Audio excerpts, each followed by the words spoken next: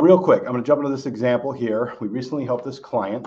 She was a female, age 81. She no longer needed her policy, just didn't want to pay the premiums any longer, and they were doing fine. The face value was $1.5 million, and the cash surrender value was $55,000.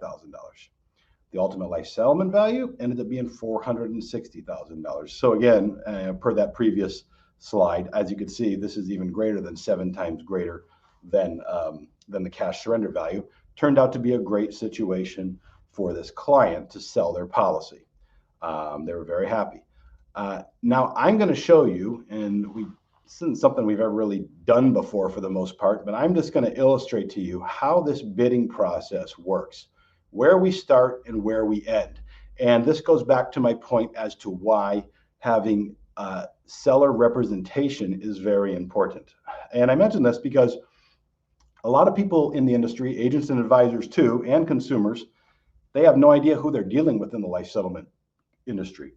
Oftentimes they'll ask us, "Oh, so you're buying life insurance policies?" I say, "No, we're not. We're not buying it. We're representing your seller to help them get the most for their policy." But this is what happens as a lot of buyers are out there marketing, which is nothing's wrong with that, and it's creating great awareness for our industry. But when they're going direct to consumers, oftentimes a lot of money can be left on the table if the clients don't have representation to help push those offers up. So as an example, we received this policy. We collected the information, medical information, insurance information, and we presented it to the life settlement market. As you can see from the very top, in May last year, 2022, one provider threw out an offer of $95,000 to start. Then a couple put out $100,000 each. And as you can see in that right-hand column there, it goes up and up and up over about a period of 3 weeks or so. We push it up, push it up, push it up.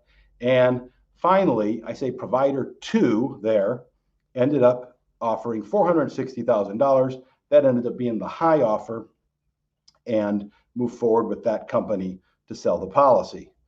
And if you look back where provider 2 up top, I'm not sure you can see my arrow or not, but provider 2 up top, they started off at $100,000, and obviously much lower than where we all ended up.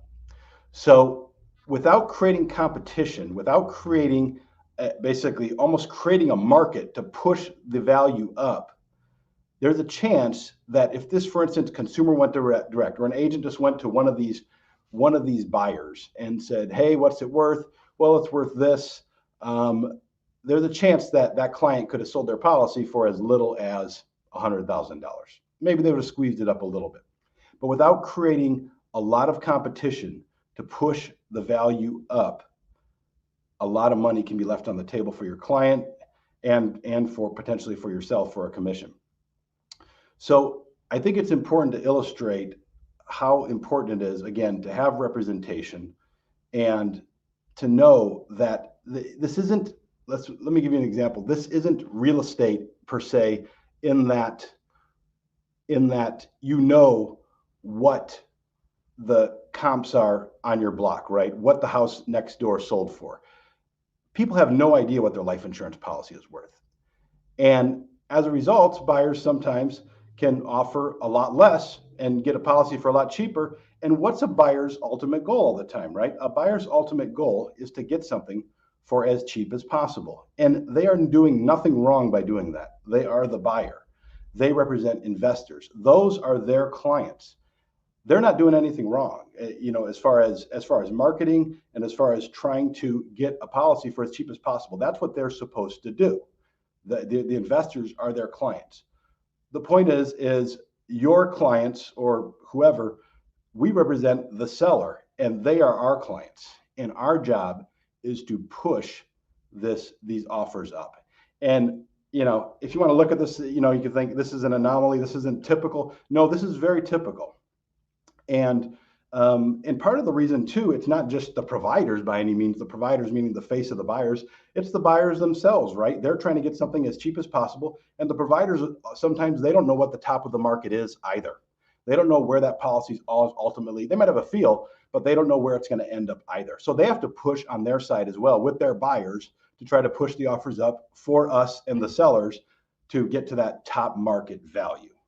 Okay.